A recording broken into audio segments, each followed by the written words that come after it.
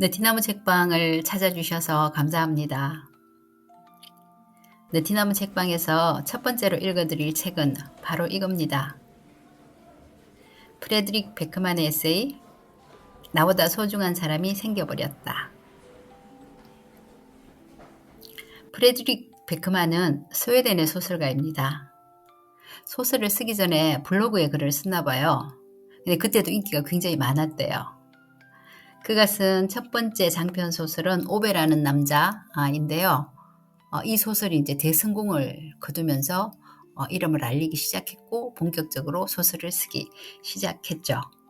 오베라는 남자는 영화로도 제작이 되었거든요. 굉장히 재미있고 따뜻한 영화입니다. 안 보셨으면 한번 보시라고 권하고 싶어요. 우리나라에서도 그가 쓴 소설이 여러 권 출간되었어요. 관심이 있으시면 근처 도서관에 가서 찾아보시면 손쉽게 그가 쓴 작품들을 구할 수 있을 겁니다. 프레드릭 베크만이 자기보다 소중하다고 한 사람이 누군지 아시겠어요? 여기 헌사가 있네요. 제가 한번 읽어볼게요. 아들아, 이 작품은 너희 할머니에게 바친다. 그분을 통해서 내가 말을 사랑하게 됐거든. 그리고 너에게 바칠게. 그 나머지 모든 이유로 인해. 그가 누구를 위해서 이 책을 썼는지 아시겠죠? 이 책을 읽다 보면 프레드릭 베크만이 가족을 얼마나 사랑하는지 알 수 있어요. 그는 형편없는 아버지가 되지 않으려고 고군분투하면서요. 대부분의 부모들이 그렇듯이 아들이 자기보다 훌륭한 사람으로 성장해 주기를 염원합니다. 그런 바람들이 이 책에 담겨져 있는데요. 그 중에서 저는 한 챕터를 골라서 읽을게요. 제가 읽을 챕터는 친절한 사람이 되었으면 좋겠어 입니다. 그럼 한번 읽어볼게요. 친절한 사람이 되었으면 좋겠어. 악하게 태어나는 인간은 없다고 말하는 사람들이 있지.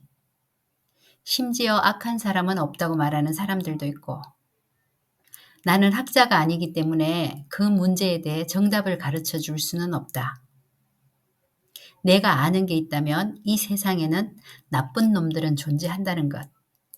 그리고 가능한 한 너는 나쁜 놈으로 자라지 않았으면 좋겠다는 것뿐이야. 내가 너에게 진심으로 가르치고 싶은 게 하나 있다면 친절한 사람이 되라는 거야. 재수 없는 사람이 되지 않는 거. 나는 재수 없는 인간으로 아주 다양한 경험을 쌓은 적이 있기 때문에 이 방면에 있어서는 나를 믿어도 좋아.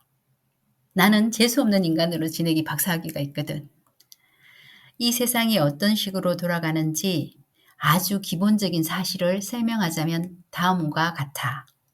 놀이터가 됐건 전망창이 달린 광고 회사가 됐건 너는 어느 집단에서든 자기 주변을 항상 두 집단, 그러니까 강자와 약자로 나누는 사람을 만나게 될 거라는 거. 하지만 이 두 집단 사이에는 빈틈이 있고 다른 10명이 여기에 속해 있을 거야. 이들이 가장 위험한 집단이지. 계층의 사다리에서 굴러 떨어질까 봐 두려워하는. 그리고 이들은 항상 아래쪽을 향해 발길질을 할 거야. 그쪽 방향으로밖에 발길질을 할 줄 모르거든. 그리고 어떻게 해서든 핑계를 찾아서 자기들보다 약한 사람을 구석으로 모을 거다. 나는 다른 모든 부모와 똑같아. 내가 놀이터에서 구석으로 몰리는 아이가 될까 봐 걱정한다. 내가 맞는 아이가 되면 어쩌나 걱정하는 만큼 때리는 아이가 되면 어쩌나 걱정하지. 나는 양쪽 모두 되어보았는데 부위가 다르기는 하지만 아프기는 마찬가지거든. 그러니까 너하고 내가 선과학을 주제로 대화를 나누어야 해. 왜냐하면 아빠들이 아들들한테 하는 얘기가 그런 얘기인 것 같으니까. 솔직히 어디에서부터 시작하면 좋을지 전혀 모르겠다. 그러니까 이야기를 하나 들려줄게. 너 이야기 좋아하잖아. 그치? 이야기를 싫어하는 사람은 없어. 내가 아는 몇 안 되는 이야기 중에 하나를 들려줄게. 내가 어렸을 때 가장 좋아했던 이야기를. 그 이야기의 교훈에 집중해 주기 바란다. 교훈은 중요한 거거든. 시작한다. 옛날에 언더테이크라는 레슬링 선수가 살았어. 언더테이크는 아주 오래전에 미국이라는 아주 먼 나라에서 살았지. 그러니까 무려 1990년대에. 그리고 이 왕국에서 모든 레슬링 선수의 가장 큰 소원은 수천 명의 관중 앞에서 WWE 경기에 출전해 재수가 안 따라주는 상대를 때려 눕히고 황금색 챔피언 벨트를 차지하는 거였지. 사람들이 기억하는 한 해마다 이 경기의 승자는 브렛 하트와 숀 마이크스라는 못된 왕이었다. 언더테이커가 맨 처음 링 위로 등장했을 때 너도 그때 보았어야 하는데. 언더테이커는 사람들에게 더 나은 미래가 펼쳐질지 모른다는 희망을 심어주었지. 악당들이 판치는 세상에서 영웅이었어. 이자는 덩치가 트랙트만 했다. 그리고 피니시 무브는 잠깐 미안. 처음부터 다시 시작해야 하나? 피니시 무브는 상대방을 때려 눕히는 자기만의 필살기를 말해. 그 당시에는 모든 레슬링 선수가 하나씩 가지고 있었어. 레슬링 학교에서 배우는 거야.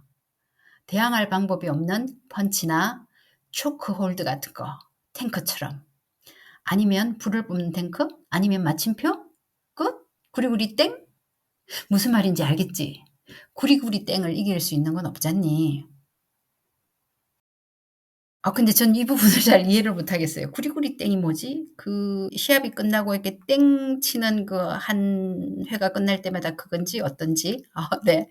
아무튼 저는 이 부분은 잘 이해를 못 하겠어요. 다시 읽어 나갈게요. 아무튼 언더테이커의 피니시 무브는 상대방을 거꾸로 매다 꽂는 툼스톤 파일 드라이브였어. 내 엄마는 벌써부터 그렇게 소소한 부분까지 알 필요는 없지 않느냐고 한다. 어쩌면 맞는 말일 수도 있어. 앞으로 배울 시간은 많으니까.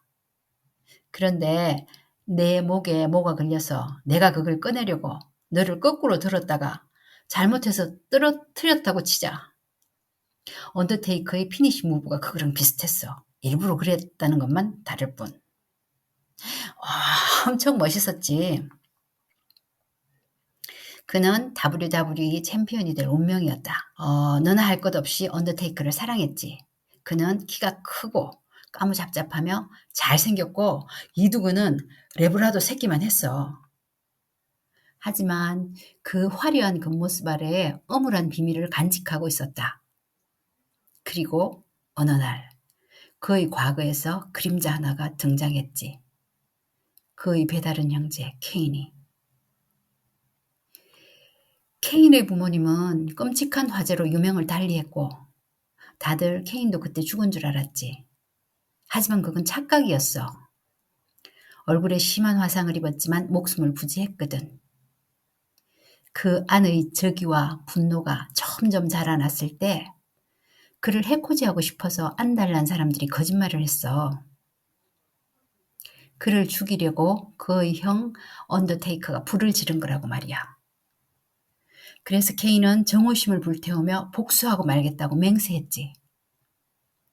언더테이커가 WWE 벨트를 넣고 브렛 하트와 죽음의 한판 승부를 벌일 상대를 정하느라 숀 마이클스와 결전을 벌이고 있었을 때 느닷없이 등장한 케인이 온 왕국 앞에서 그리고 전 세계 63개국 시청자 앞에서 형에게 도전장을 내밀었다.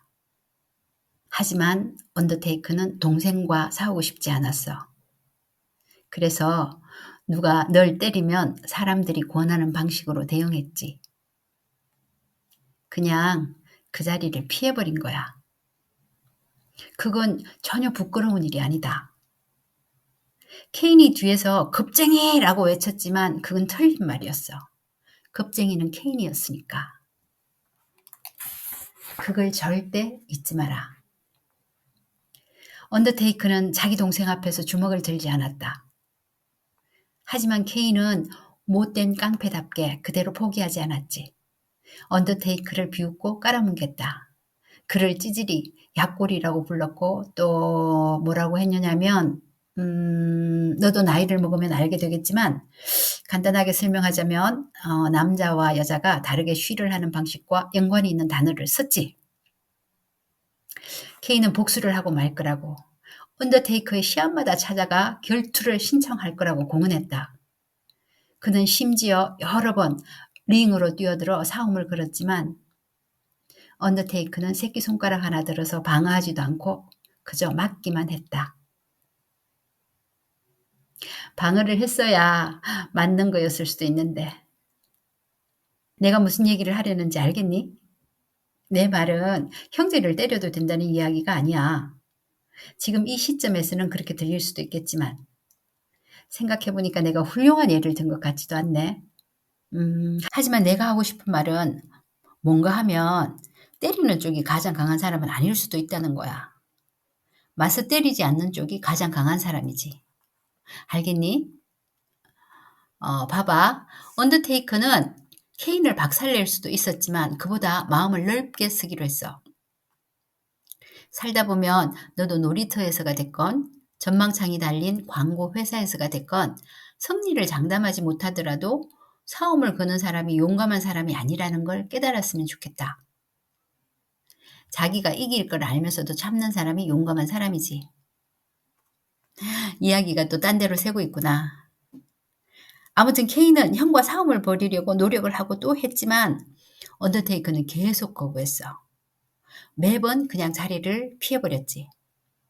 그렇게 시간이 흘렀어. 모든 훌륭한 동화에서 그렇듯 케인은 결국 자신의 잘못을 깨달았지. 처음부터 자기가 착각하고 있었다는 걸. 피는 물보다 진하다는 걸.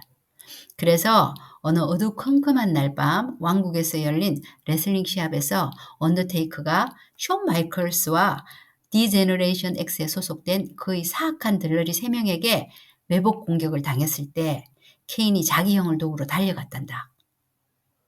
처음에 숀 마이클스는 당연히 케인이 자기 편으로 합류하는 줄 알았지. 못된 깡패들은 모두 그런 식으로 생각하거든. 그들이 숫자를 앞세워 외돌토리를 공격하기 때문에 아무도 감히 맞서 싸우지 못하는 거 아니냐. 그런데 안타깝게도 솔직히 얘기하자면 숀 마이클스 같은 사람들의 짐작이 맞을 때가 많아. 그래서 못된 깡패가 계속 깡패 짓을 하는 거야. 툭하면 이기니까. 하지만 이번에는 아니었지. 절대로. 이번에는 절대 아니었지. 케인이 링으로 달려 들어가서 숀 마이클스의 머리채를 잡고 초크슬램으로 바닥에 내려 꽂으니까 디제너레이션 X의 못된 깡패들이 겁에 질린 토끼처럼 당장 도망을 쳤단다. 내가 어렸을 때 본 스포츠 경기 중에서 가장 아름다운 광경이었다. 바로 다음 날 케인과 언더테이커는 파괴의 형제라는 팀을 결성했다. 그리고 레슬링 왕국을 통틀어 가장 두렵고 가장 천하무적인 전사가 되었다. 그리고 모두 행복하게 잘 살았다. 하지만 몇 년 뒤에 케인이 형을 배신하고 1998년 로열 볼럼 시합에서 형을 초크로 쓰러뜨렸다. 존 마이클스가 그를 거들어 언더테이커를 상자에 가둬서 잠그고 둘이서 거기에 불을 질렀지. 하지만 그건 중요한 게 아니야. 이야기의 교훈에 집중해라. 교훈은 뭔가 하면 반격이 항상 옳은 건 아니라는 거야. 하지만 가끔 약자를 보호하려면 반격을 해야 하는 경우도 있어. 싸워도 된다는 말은 아니야. 당연히 그러면 안 되지. 내 엄마가 노발대발 할 거야. 그러니까 절대 싸우면 안 돼. 물론 솜브레로를 쓴 중년의 독일 남자들이 호텔 조식 뷔페에서 새치기를 할 때는 예외지. 다들 알아. 그들은 예외라는 걸. 하지만 그게 아닌 이상 싸움은 건물이다. 내 자신을 보호해야 할 때 말고는 또는 누군가를 보호해야 할 때 말고는 또는 누군가가 마지막 한 개 남은 초콜릿 와플을 차지하려고 할 때 말고는 그때 말고는 절대 안 돼. 내 원래 의도는 이게 아니었는데. 아무튼 이 세상에 악이 없다고 너를 속일 생각은 없다. 왜냐하면 악은 있거든. 가끔은 세상이 이해할 수 없고 포용할 수 없고 거침없는 악으로 득시글거리는 것처럼 느껴질 때도 있어. 폭력과 불의와 탐욕과 맹목적인 분노로. 하지만 다른 것들로 가득하기도 하지. 다른 작은 것들로. 모르는 사람들끼리 나누는 친절, 첫눈에 반하는 사랑, 신의와 우정, 일요일 오후에 너의 손에 쥐어진 내 손, 화해한 두 형제, 아무도 용기를 내지 못할 때 맞서 싸우는 영웅, 막히는 시간대에 내가 켠 깜빡이를 보고 자기 차선으로 끼어들 수 있도록 샤워의 속도를 늦추는 50대 남자, 여름밤, 아이들의 웃음소리, 치즈케이크. 내가 할 수 있는 건 어느 편에 서고 싶은지 결정하는 것뿐이다. 어느 집단의 일원이 되고 싶은지. 나는 항상 최고의 아버지가 될 수는 없을 거야. 나는 이미 숱한 실수를 저질렀고 앞으로도 더 많이 저지를 거야. 하지만 내가 놀이터 구석의 그런 아이가 되면 나 자신을 용서하지 못할 거다. 어느 쪽이 됐든지 간에. 나는 거의 항상 엉뚱한 쪽으로 넘어갈까봐 바들바들 떠는 그 중간의 10명 중 1명이었다. 지금도 가끔은 그래. 우리들이 대부분이 그렇거든. 그러니까 너는 나와 다른 사람, 더 나은 사람이 되어주겠니? 침묵하지 마라. 눈 돌리지 마라. 여건이 허락하더라도 비열하게 굴지 마라. 친절한 걸 약한 걸로 오해하지 마라. 전망창이 달린 광고회사의 사무실에 서서 착하다는 건 모욕적이라고 생각하는 그런 사람이 되지 마라. 언더테이크가 내게 그걸 가르쳤지. 내가 너에게도 똑같은 걸 가르칠 수 있었으면 좋겠다. 들어주셔서 감사합니다.